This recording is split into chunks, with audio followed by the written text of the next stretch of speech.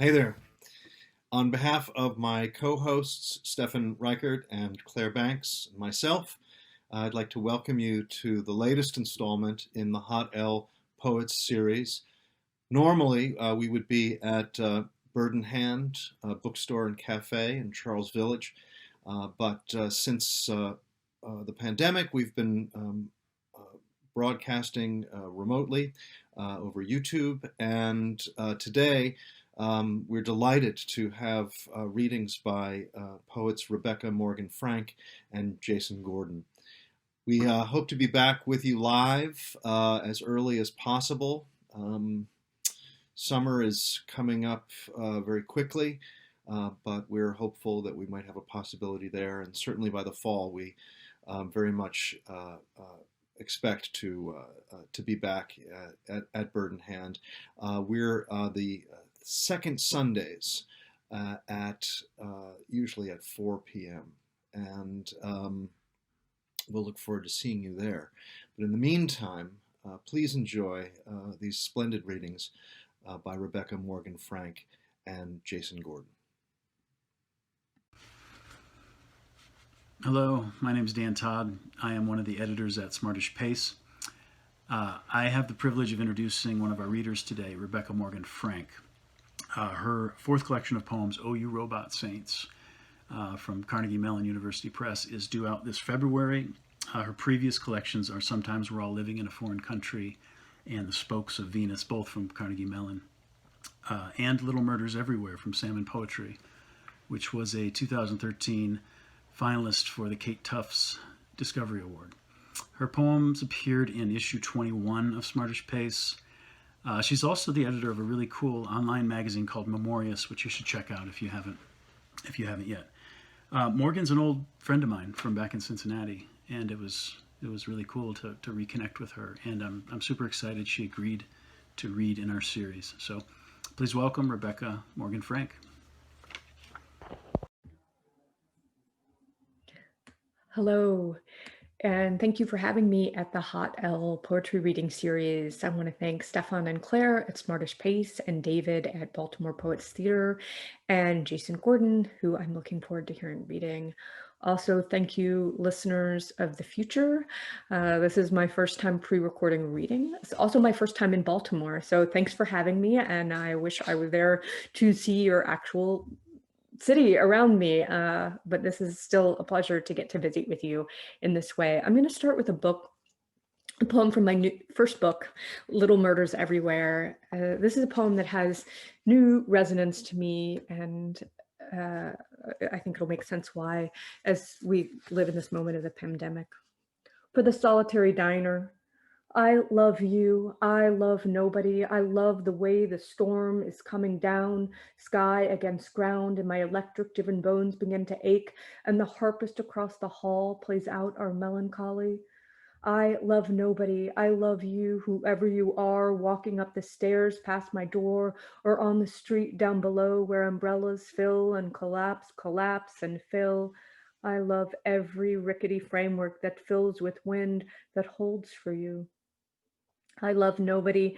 There is nobody to love, and yet I still love you, whoever you are, sitting on the subway beside me or setting off the bells that sing to me from a distance, wherever you are, my fate, my melody, my untapped figure, my nobody, my you. I love you. I love nobody. I love you every time I see you leaving the theater alone or spooning your soup with solitude in the cafe. I see you in every part of the city I trespass through.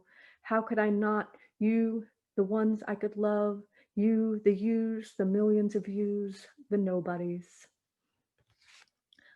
I'm about to launch my fourth book, Oh You Robot Saints, with Carnegie Mellon University Press on February 19th. So this is sort of the early startup to my virtual book tour. So thanks for having me here. This book, Oh You Robot Saints, came out of my interest in early automata and kind of veered forward into thinking about some of the strange creatures that are coming out of robot development now as well. And I'm going to start with a few poems from that book, and This one actually came from a column some of you might have participated in that David Lehman used to do at the American Scholar called Next Line, Please. And this prompt was to use certain lines from Shakespeare. A hawk from a handsaw. The truth is that either one can cut the flesh and rip in jagged precision. Each one can depend on a hand extended, the falconer's fallen glove, the worker's callus. The truth is in the job, not the wound. For to the manner born, the reach knows its risk. You can keep them both in the shed behind the house, feed one and oil the other. That which in you that was cut from flight, that which severed.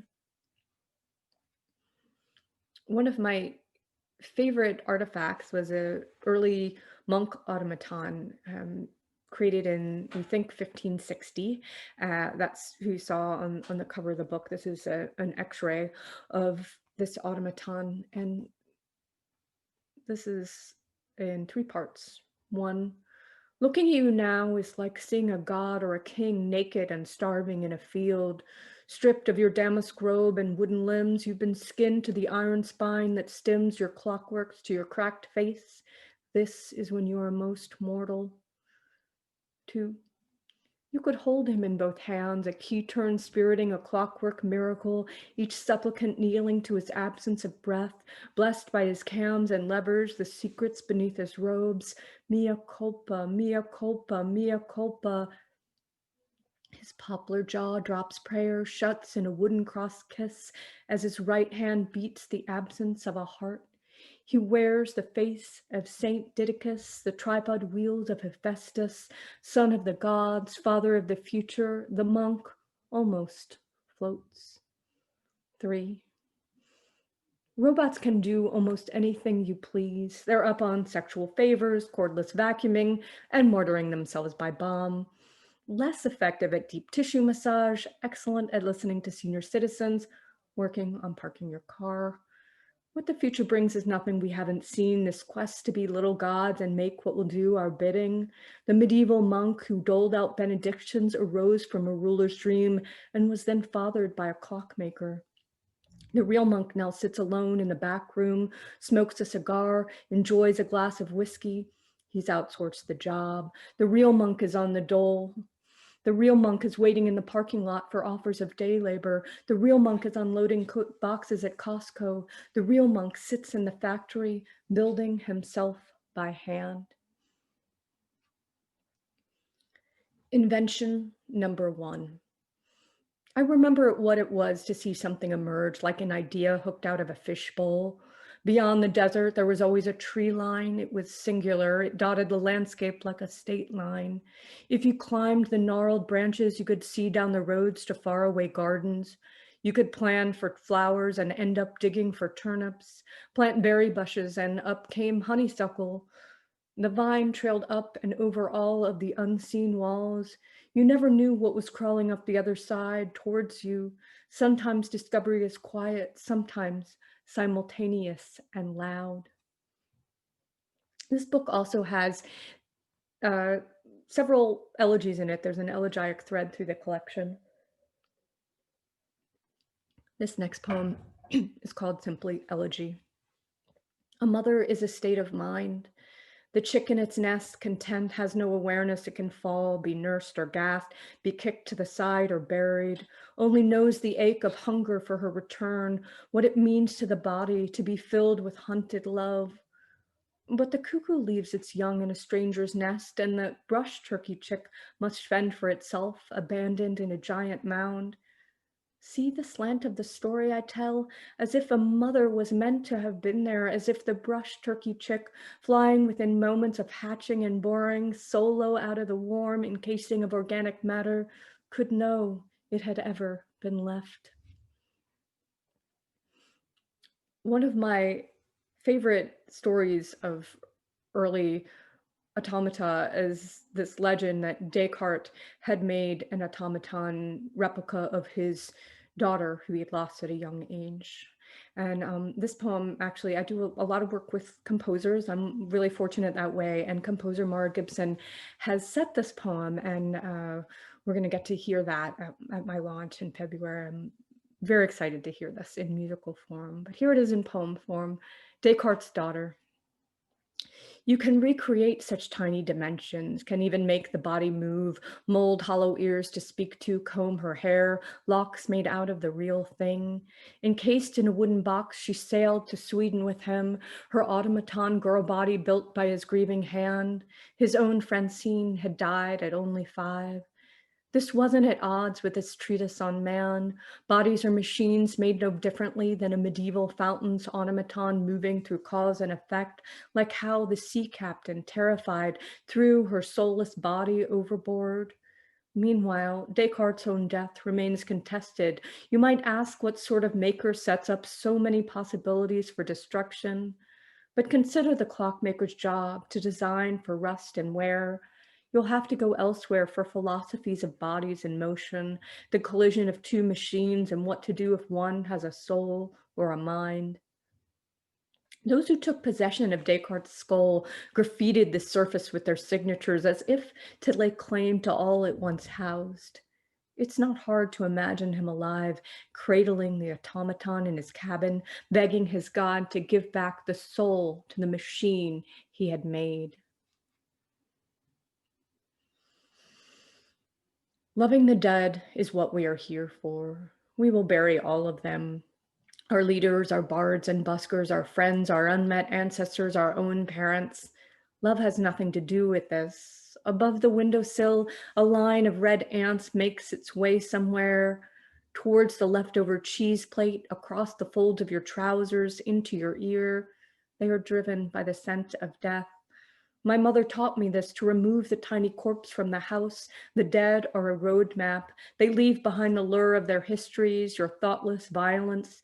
Still, we try to shape the sensation, the sense of something moving over us. I had the good fortune of going to the UK to look at some artifacts that I was interested in. There was a really great robot exhibit at the Science Museum in London. And when I went over to the Victoria and Albert, the V&A, there was this object. And I kept coming back to it. And here it is, mechanical tortoise with Triton rider, 17th century. There's an exhausting mechanical plotting. A brass man with a trident rides the tortoise, his body adhered to the gold-gilded shell. Even his face has hardened. Why can't we pick up the pace? What if we were to stand up and run? This is a man of the sea. See his tail in place of legs?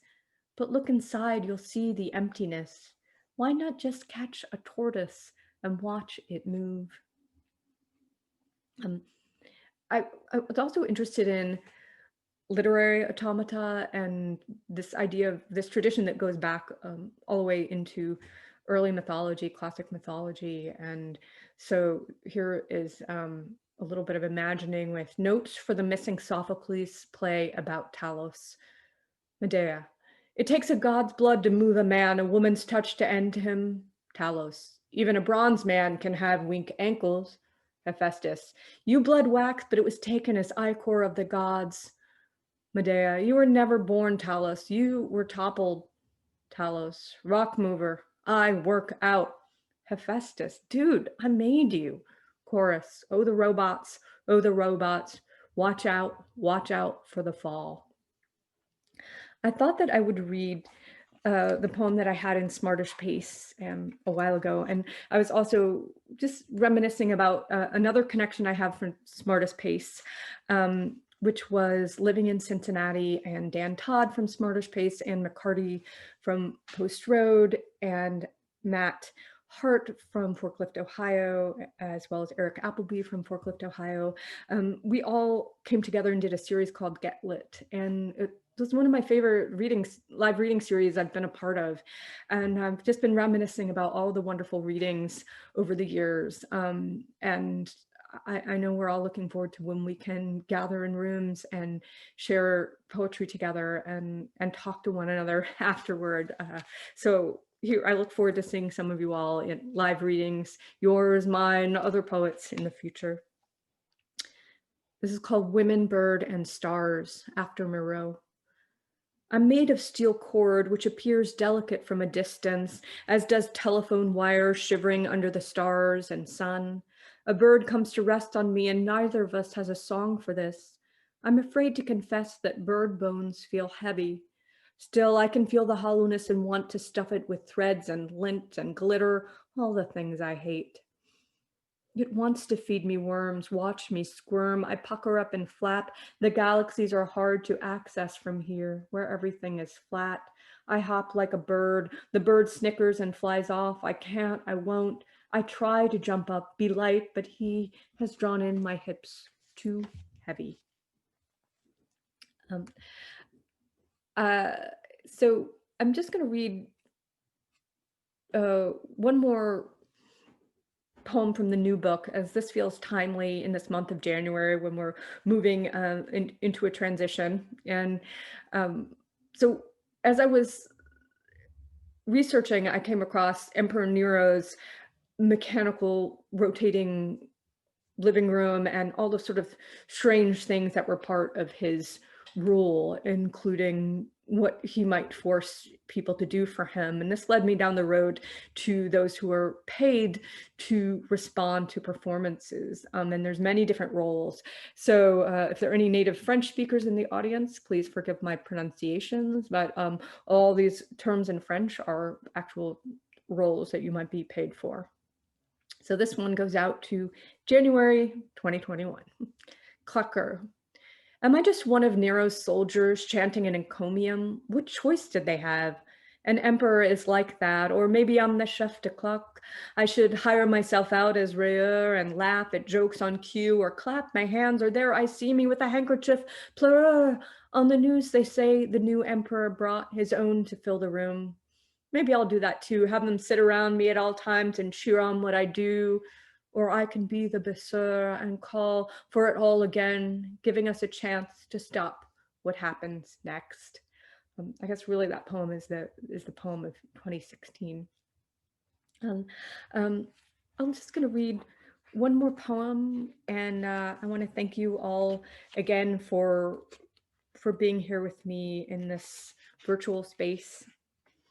And this poem is from my third book, Sometimes We're All Living in a Foreign Country. And it came out of stumbling into a Pompeii exhibit at the Science Museum in Boston and seeing the casts of Pompeii out of the ruins. Sometimes you see heads freed of their bodies in museums, kept alive with eye sockets, ear wells, lips the maker's hands once carved on marble. But here these heads are faceless, attached to bodies in death, the casts of Pompeii. In the rotted absence of a body buried and bound in ash, the negative forms. When filled with plaster, the body rises back up as a replication that can be repeated. Still, the void is the only maker. The figures wait in a foggy gallery, hunched, fingers pressing cloth to the plank where there would be a mouth, trying to keep a volcano out, sprawled, shackled. Either way, there would be no escape. The figure of the man echoes the dog, who also chained, is on his back in the moment of death, an act of supplication. Across the room, the city, everywhere, this is happening.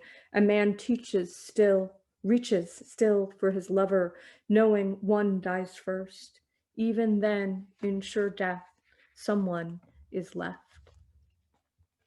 Thank you again, everyone, for listening, and to Smartish Pace and Baltimore Poets Theater, and have a great rest of your day. Thanks.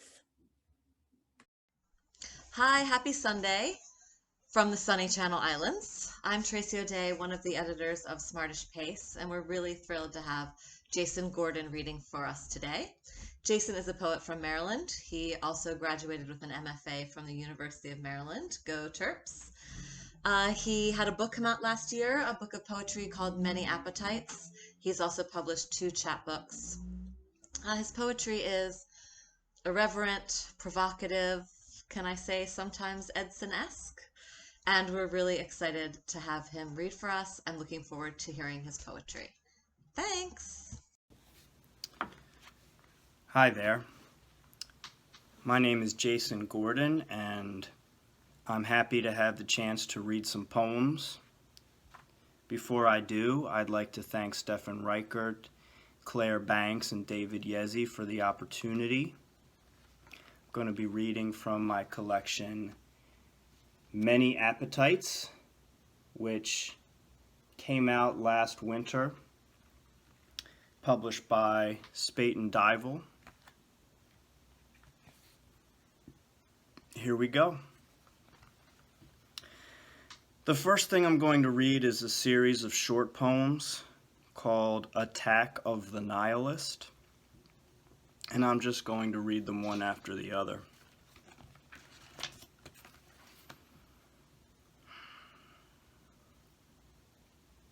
No one can see the future, not even people with owls on their heads. But I can make lightning strike the barn.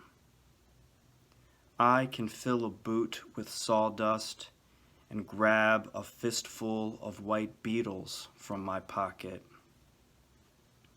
What can you do?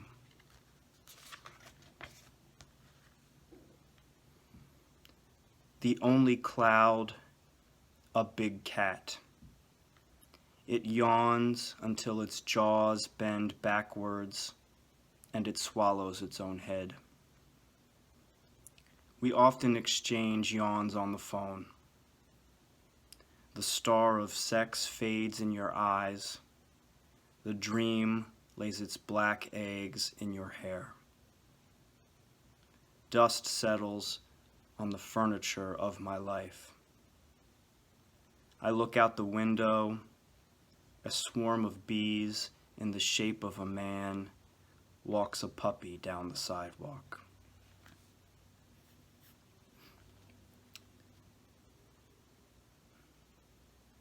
You wake up at midnight. The moths fluttering around the moon, the moths of your dream, already begin to fade. There is nothing you can do. You close your eyes, there is only darkness, so cold not even candles of bone could survive. You stare at the ceiling, which stares back like the blank page of a book.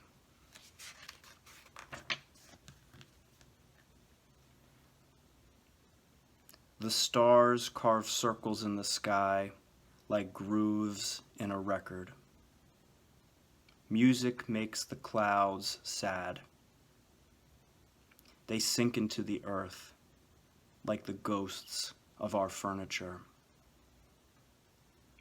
But one of them sneaks into my room while I sleep, fogging up the mirror with its breath, placing stones soaked in moon blood all around my bed.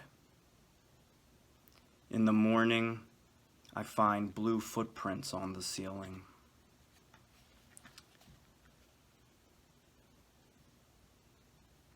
A field with grass so dead, a downpour of angel tears couldn't revive it.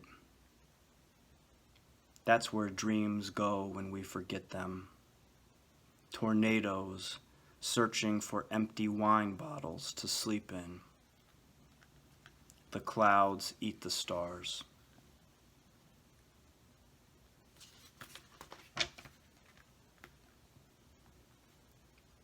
The mind is a dark ocean of voices. I hear screams. The pine cones explode like grenades. The flying squirrels slowly glide to earth, then they explode too. The chandelier swings wildly in my heart. I stick a fork in my thigh, and somewhere in India, my pain appears on a map. So many emaciated cows. The milkman rings the doorbell, but there is no door, not even a window to climb through. The moon drops grand pianos from its eyes.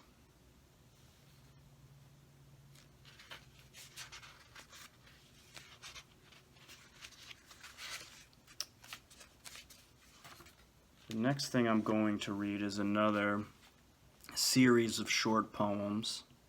It's called Onerology. And again, I'm just going to read them straight through.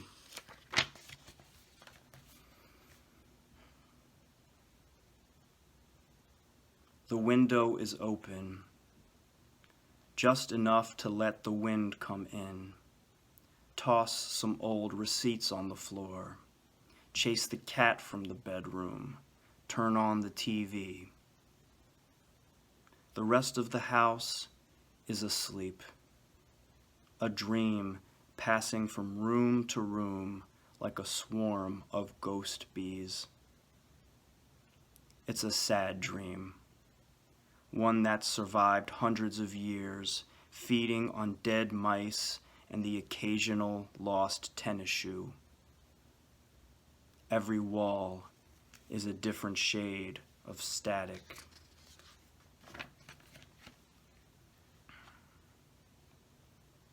Sleep provides energy for the day's undertakings, such as shopping for a new spice rack, or chiseling cat mucus off the kitchen floor with a butter knife. But come nightfall, that energy funnels down the cosmic drain into a dimension where we are all statues and our voices are red birds that fly from our mouths. I sit alone in my cave trying to write poetry, but all that comes from my brain is nonsense. A white bib forgetting its own tragic lullaby, some shiny butter snails, a villa sketched by madmen pounded into a small cube. Then one night, a bright slit appears in the sky, and out spew the stars, followed by pink clouds of dust, inside which angels are born, like corn popping in the microwave.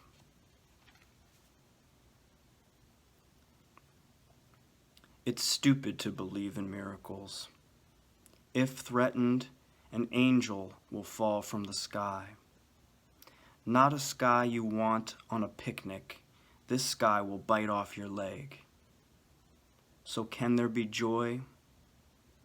The cervix melts like butter. The baby oozes out.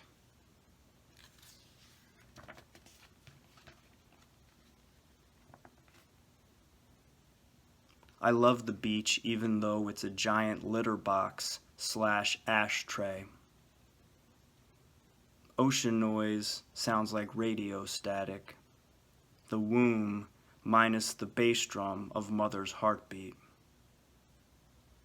Sometimes the sand burns my feet, but have you been to the beach when it's cold?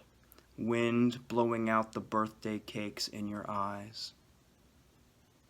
It's not Dorothy's Kansas or the bingo hall of the underworld. It's a postcard written by statues. Something wrong with the clouds, so the weatherman unscrambles eggs on his desk.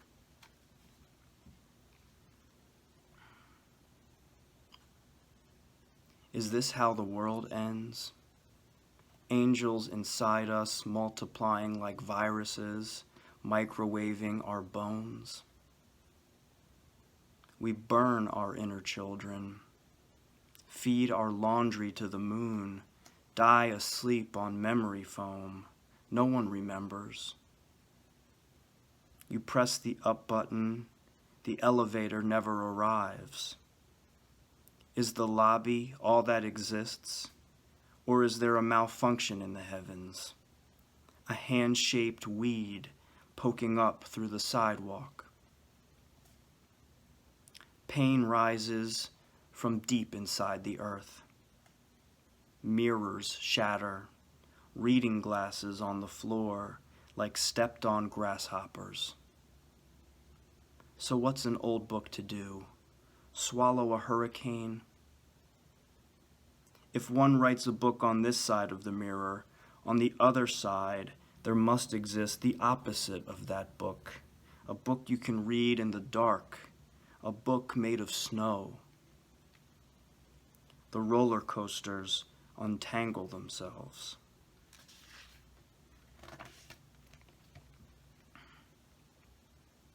The angel in the phone line swims backwards. I've undreamt my life, half dead, half drunk. One morning I'm a cloud in my father's belly, the next a ghost, a spray of cologne, the scent of the moon making love to the sea, the scent of two storms making love on the beach. I can't decide. The angel swims forwards, backwards, at the speed of darkness. The more I drink, the louder the dial tone.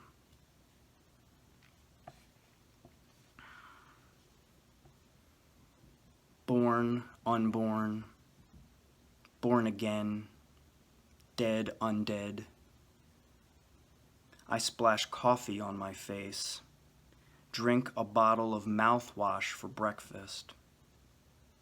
I ejaculate my sorrows into the sink, into the sea. Sperm the size of whales, whales the size of sperm.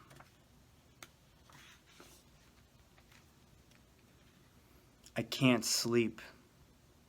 I'm becoming an owl with moon eyes, an owl who eats pizza for breakfast, cold pizza with mushrooms of blood.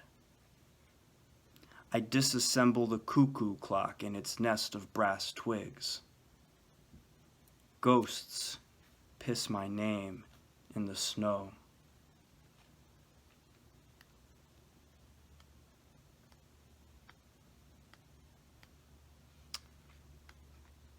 And I'm going to read you one more series of short poems. This one is called Lost in St. Texas.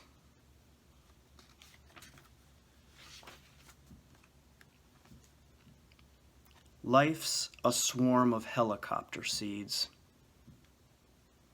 Nowhere is beer not hoppy or deranged. The broken meow of a duck in the morning can't fit in the brain or turn it to stone.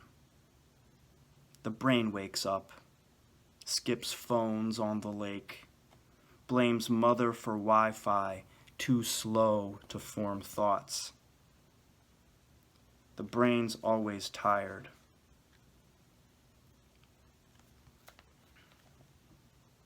Let's exchange brains, or attempt to give birth to each other's bright shadows.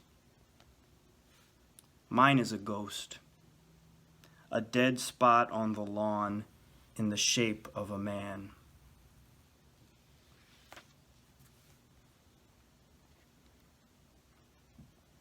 I build a napkin out of swans, but can't make it swim or fall up like a fridge full of ghosts through the weather.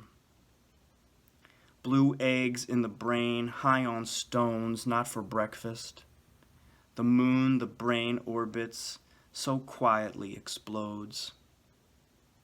I hate yellow ketchup. I want to believe that life isn't boring the dust off the furniture.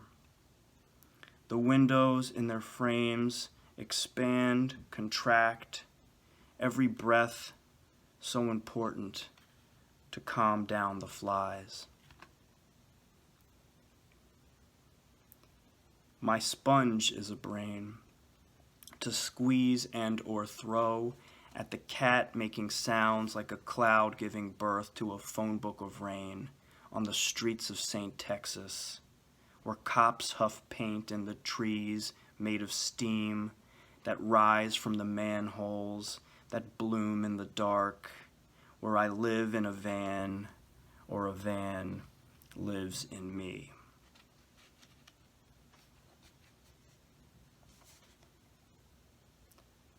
The brain doesn't die or dream about math. It believes in the absolute value of God. A synapse sparks. A cloud is born to steal or grow cars on the lake of its shadow. Rain rises, snow globes fall, the fireflies fail to turn themselves off. A spork in the road, a fork of light in the brain making thunder I can't even hear. The phone book is dead, the motherboard on fire. The wolf in the hamper does not watch TV. The satellite dish, an ear in the sky, watches me breathe inside this weird egg I used to call home. I cannot remember. The doorbell won't sing or require dark powers.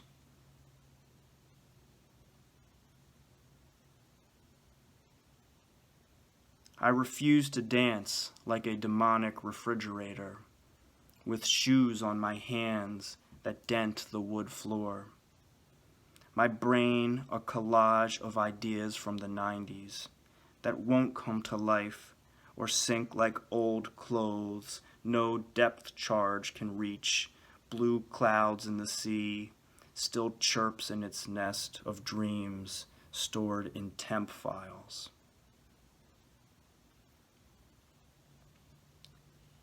Blue clouds in the sea do not contain thoughts.